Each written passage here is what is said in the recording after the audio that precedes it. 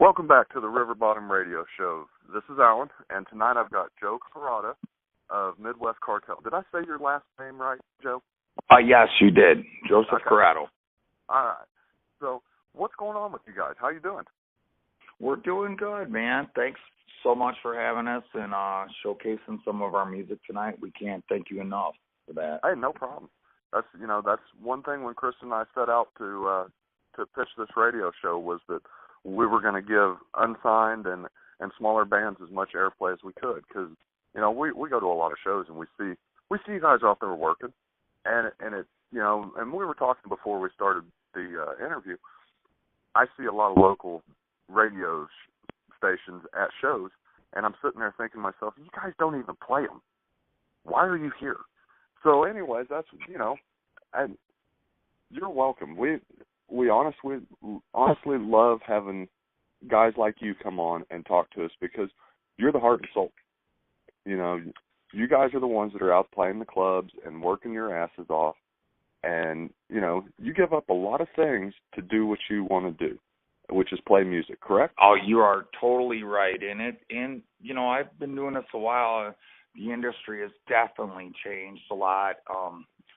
Obviously, a lot of America has gone a little bit more into the pop or the country or hip-hop, which has made it a lot harder for bands like us, rock bands, get out, get heard. And one of the best things ever is, and like you said, we'll just use an example here, 97.9, always at shows, like you said, and it's like you're not even playing it. So right. I couldn't agree more with you with that stuff. And so I've been on the hunt. I've since we got signed a couple years ago to Bentley Records. They've been very good to us, and they got our music out there so that stations like you and everybody else can at least get a chance to hear it, see if you like it, whether you want any more of it. So it's been a blessing and it's growing, and I'm enjoying it. Anything I can do to help the cause, hard rock, metal, I'm in. Yeah, good deal. So tell us a little bit about Midwest Cartel, who the members are, and kind of how you got formed and got to the point you are right now. Well, it started around the end of 2012. We got together, and it started as a three-piece. I'm Joe Corrado, the singer, rhythm/lead guitar player. Started with Brent Schroeder. He was on bass. And then we switched drummers once since then. It started with Damon Velasquez. And we did our first demo, kind of got things rolling. And then we added a guitar player, a really good one, Bob Kirk. More of a lead player, and I back him up with the rhythm. And I know we went and did our first demo, and it kind of surprised me. Like Bentley got a hold of us and said, "Hey, we really like your 7-song demo. We want to put it out for you." Or kind of Bentley's more of an R&B/pop rap label thing, so it kind of caught us off guard. But it was really good for us because we sent our demo off to them. They mastered it, put it all out there on Amazon, iTunes, you name it. It's on everything, YouTube. So they really helped us start getting our foot in the door in the industry. And then we just keep doing a lot of interviews and pushing the music. And we put our second album out I want to say it was July, if I'm remembering right, called There Goes the Neighborhood. Highly suggest the Battle Cry track. It's a burner. I love that one. I was just going to say there's a track, and I love all the music that you guys have sent over to us, but that one in particular is a burner, and you're absolutely right. I love that song. Yeah, and thank you very much for that. That's really what we want to.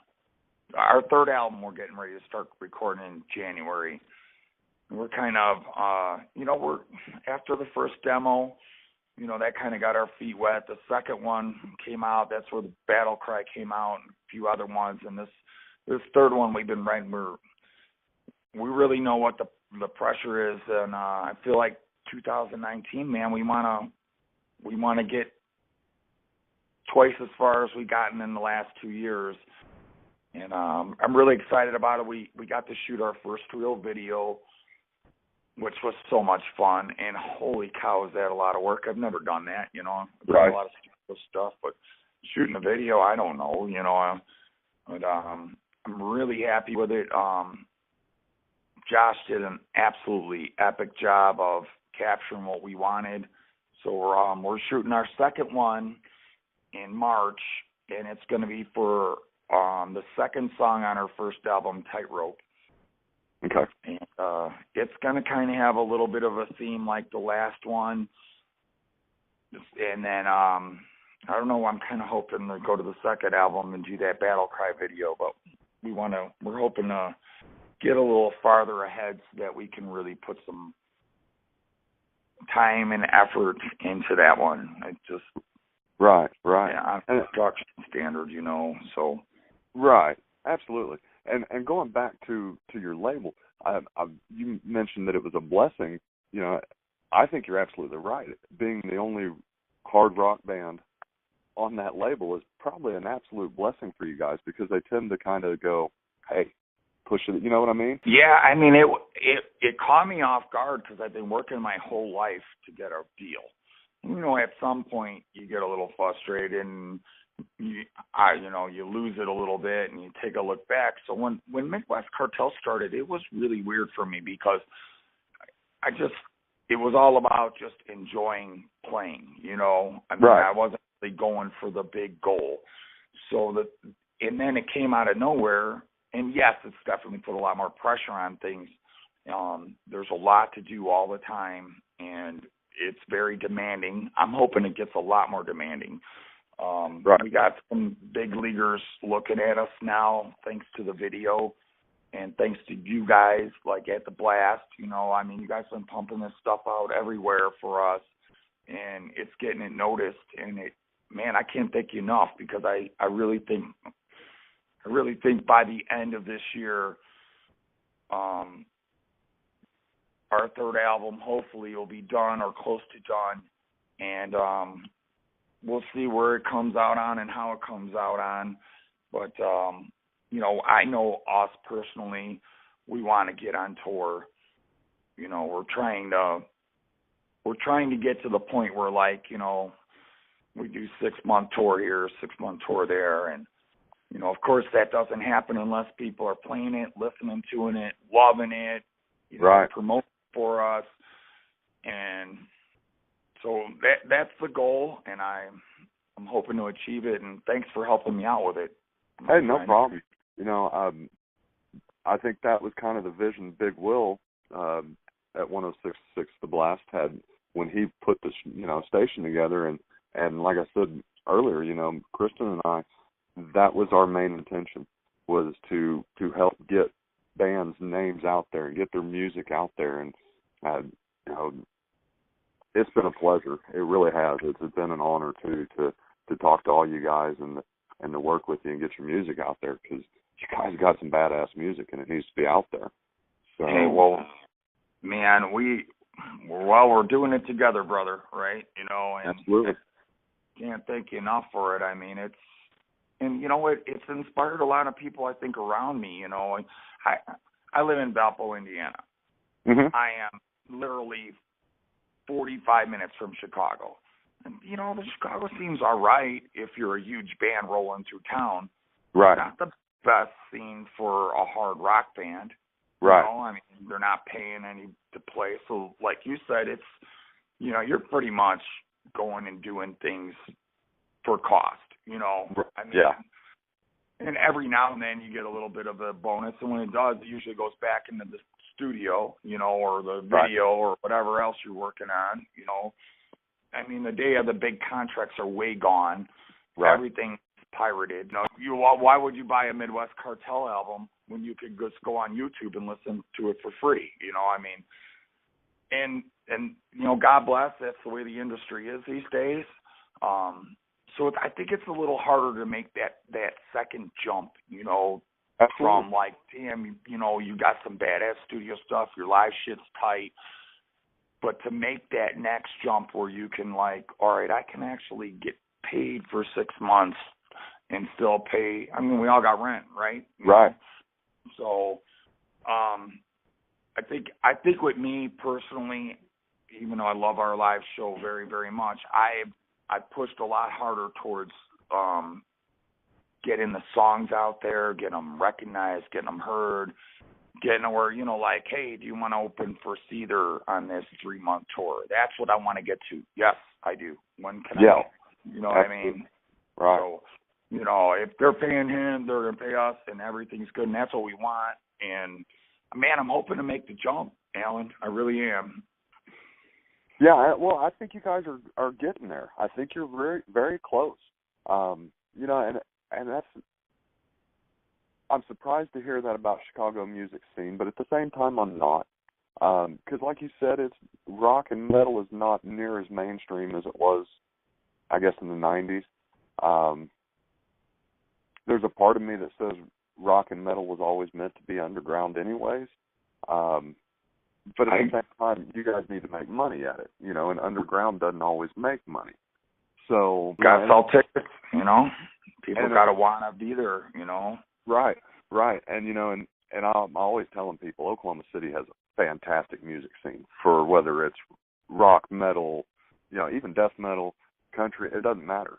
There's a scene here in Oklahoma City that just amazes me. There's shows all the time, you know. So and you know, I don't mean to cut down Chicago either, because there's been some awesome bands out of here, and I'm sure I'm not there all the time. I know there's a lot of good shows too, but I'm just like, you know what I mean, dude?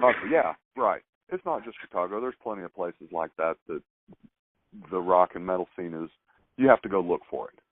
It's not just, you know, jumping out in your face. And hopefully with guys like you and with us doing the show and the radio station, you know, hopefully we can change that again, you know. So, you know, there's a couple of venues I wouldn't mind shouting out to on this. You know, you never know, they might hear. People been hearing stuff more than I normally hear lately. But, like, I got to give Reggie's a shout-out. That's a really great metal club in Chicago. And I really like the Forge in Joliet, too. They do a ton of great stuff. So, yeah. I'm just pulling my NASCAR for a minute because I'm trying to get in there, you know what I mean? I understand, yeah. Yeah, you got to do what you got to do, and free advertisement, right, brother? Take it when you without it. So yeah, you got local shows playing that you're doing right now, waiting and trying to get that tour. And you work a day job, correct? Oh yeah. We all have to so far. I mean, right, and that's fortunately. You know, I always try to make sure that people understand that band that you saw Friday night opening for so and so, those guys work all day. You know, and a lot of times they're on the stage because of love. Because, you know, there's a meme that's always floating around Facebook. I'm sure you've seen it, where $5,000 worth of equipment goes in a $500 car to make $100, you know, or something like that. And we're lucky enough that we're all pretty established. So some of the things that really helped with Midwest Cartel was, you know, I've been recording for a long time. I started behind the drum set. I got tired of people quitting and losing songs. In my mid-20s, I decided to switch over to vocals and guitar. Okay. And it took me a while. It did, to get where it is. And then we're lucky enough, you know, where we can invest in the band. And we have very heavily. And, you know, studio's not cheap. I work with a really great guy, Doug Lins. He helped us start capturing the things that we wanted. And kind of knew where I wanted to go with it anyways. And I don't know, I feel like we're a fucking well-oiled machine. A well-oiled machine right now, you know, like we're already ready with our new 4 songs. I cannot wait to record. I wanted to do beginning of January studio, but my bass player writes books, so I want to give him a big shout out. Brent Schroeder. You should look him up. He's on Amazon. And he writes some good books. He's getting really close to a couple movie deals with the series and stuff. He could have had him if he wanted to sell out a little bit, but he wants a little bit more control with it, I think. And I don't blame him. It's your art, right? You know? Absolutely. Yeah, so, and I think he really likes playing with us, so that's another reason. He's like, you know what, I'm just going to, but, so he was gone the last few weeks, getting things together for that, but definitely a very good read is Heaven and Hell. He grew up in the late 80s, the mid-80s, I would say. He was signed to a band called Haphazard, and that was when, like, all the big bands were taking off. You know what I mean? Yeah. Mhm. It's an interesting read. I'm telling you, if you ever wanted to really kind of read inside, though, I'm definitely going to check that out. I enjoy reading books like that, and to be honest with you, Joe, I've got 4 boys. The 3 oldest ones, the oldest one is the guitar player, the second oldest one is the bass player, and the third oldest is the drummer. And boy, does that sound fun. Yeah, I'm telling you, we've got the loudest house on the block. There's no doubt about that. You know, and I play a little bit. My brother does, and we're working to get them to you guys' point. You know, and they're in the very infant stages of it, and I'm always looking for something or somebody to give me a little direction, tell me, hey, don't let them do this, or here's a book that can give you some, some help. So you got my personal number now. I love to record, okay? And here's what's wrong with the music today, all right? Yeah. It's almost like you can't do an unplugged version of any of it because there was never any structure to it to begin with. Right. It was a freaking drum machine, and then somebody did this, and then somebody did that, and then it probably took them a year and a half to learn how to play the song, and it still don't sound right. Yep. That's my take on the music industry these days. But I'm a diehard studio guy. You know, like I just feel like if you can't lay your bass drum and guitar track down to start with, then what's the fucking point? All right, you know, I mean, you already lost the feel of the whole thing. It's funny you bring that up because I had a discussion earlier about that same thing about Pro Tools, how that has made it almost, too easy to do some things. But in this case, he was saying they took a couple of, notes from the bass line and then just repeated it. And it didn't have that human element to it, It was just do right on, And that's not really, how it works, especially with that band live, I started this interview off a little bit with saying, or at least talking to you about how they play the same freaking Zeppelin song. But that's also the best example you can have, too, because it wasn't to a click. Because it felt right, you know what I mean? And it had this thing. And don't get me wrong, being a drummer, timing is everything. And that's something I've noticed over the years, too. It's like, man, sometimes you just need it to not be, well, we'll just set it at 118, boom, boom. And then you can get any drum sound you want now and anything you want now. And there's a million great songs that are wrote that way. Don't get me wrong. But there is not one freaking Midwest Cartel song wrote that way. I have Pro Tools at home. I don't cheat. I set up a file. We pound it out.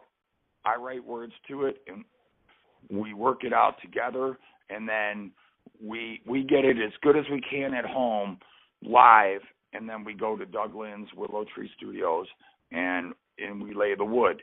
And I think that's why, like, the great band Fleet is doing so well right now. Look at how talented them young guys are.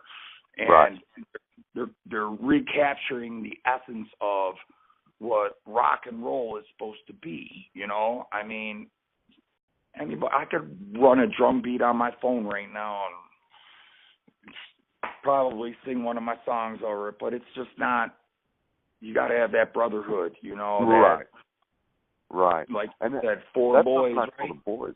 Yeah, that's something I tell the boys all the time, is you got to have that brotherhood.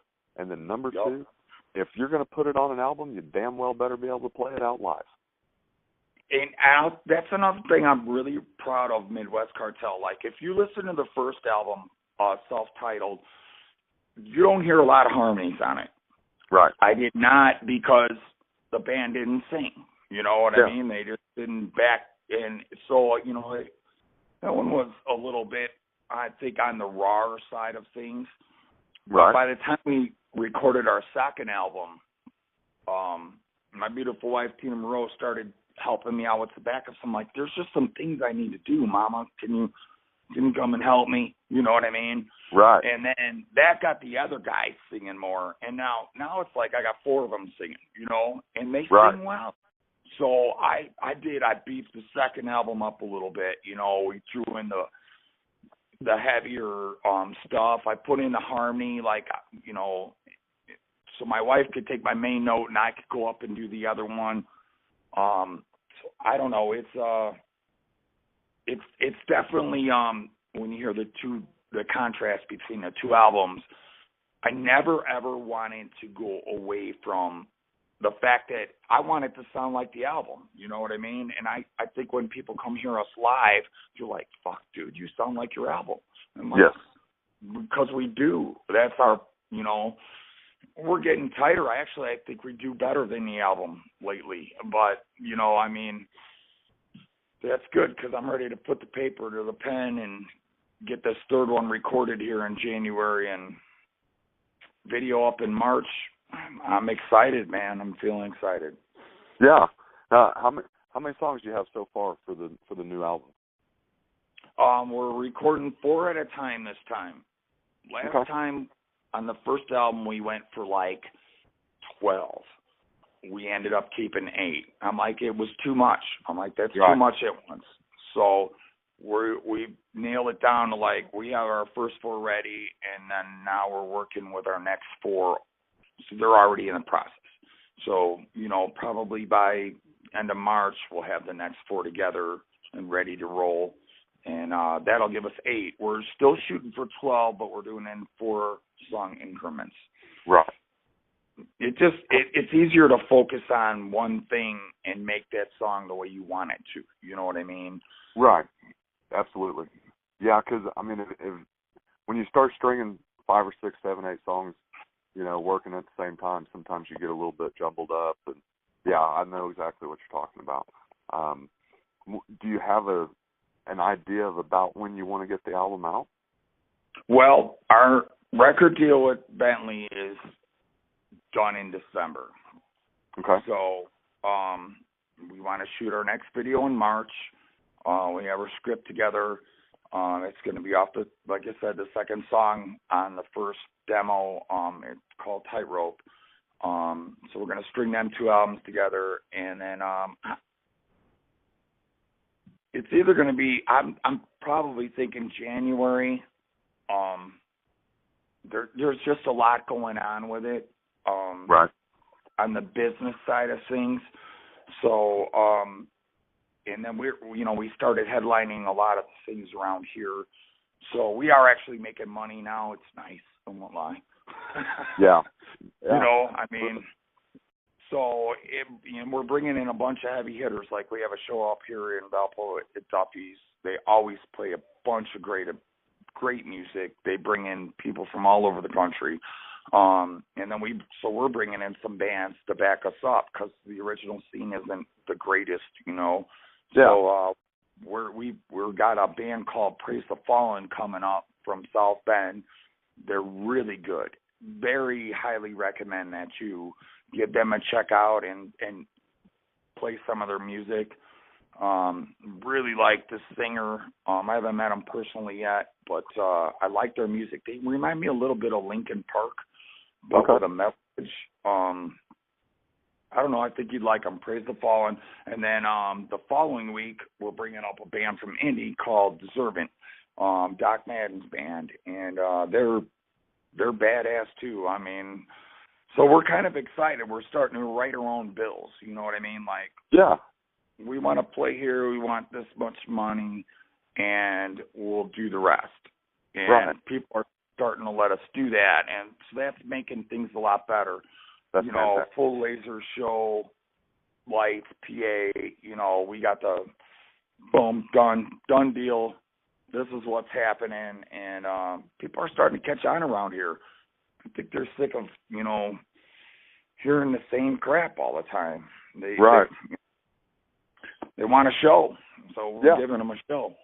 Well, and I've told the boys, I've taken them to big arena shows and outdoor amphitheaters, but the smaller shows in the bars and stuff like that, I said, you get a personal feeling with the band and those guys that you don't get in the arena setting.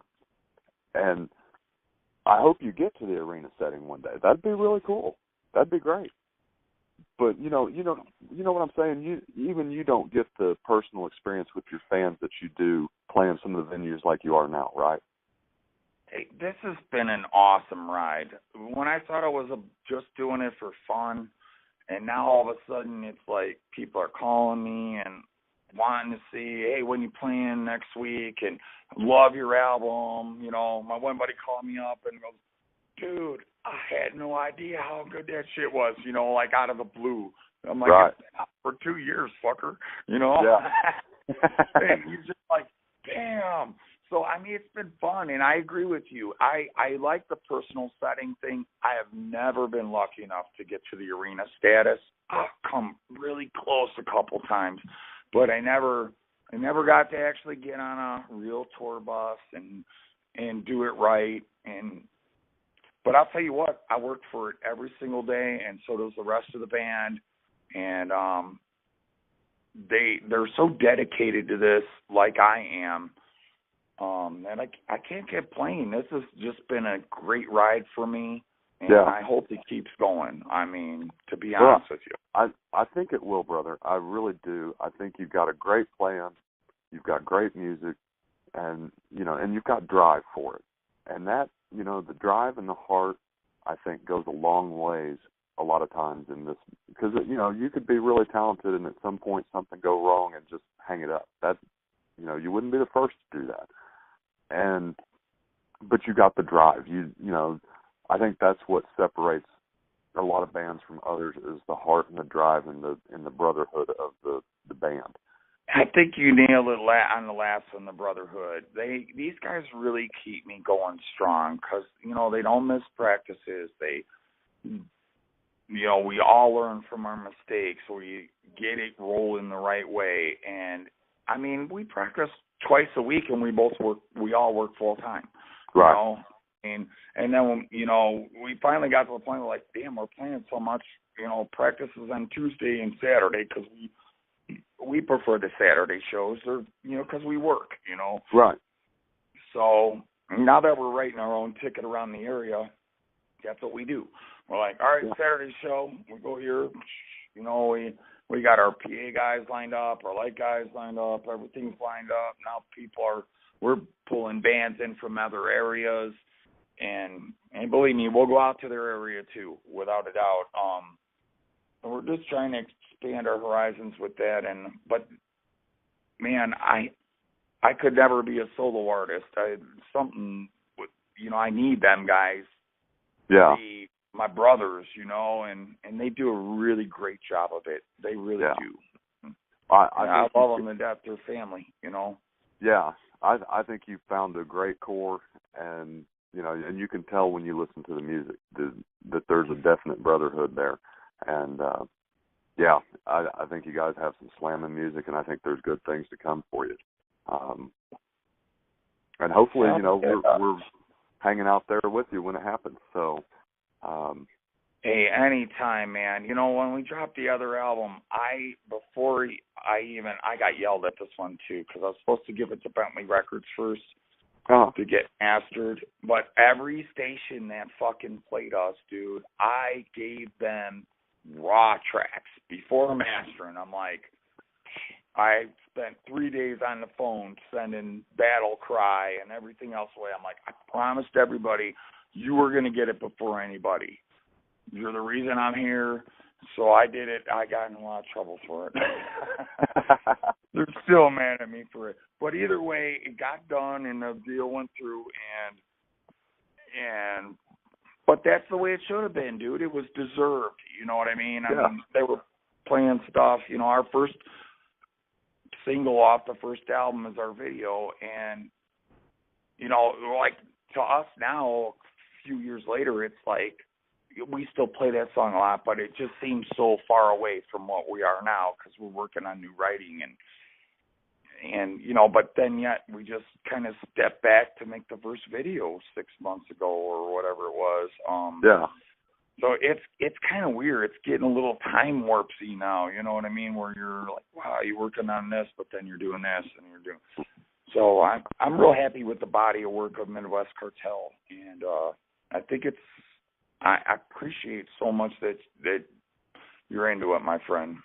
Oh, no, not a problem, brother. I mean, it's easy to be into it, to be honest with you. It's just good music. So, do you have an upcoming show coming up here in the next couple weeks or so?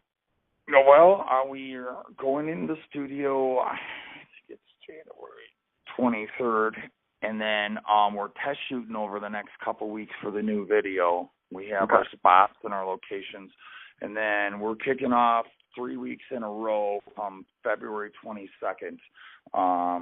That's when we're going to Duffy's, and we're bringing up Praise of Fallen. Like I said, you should check them out. Really good. I definitely will.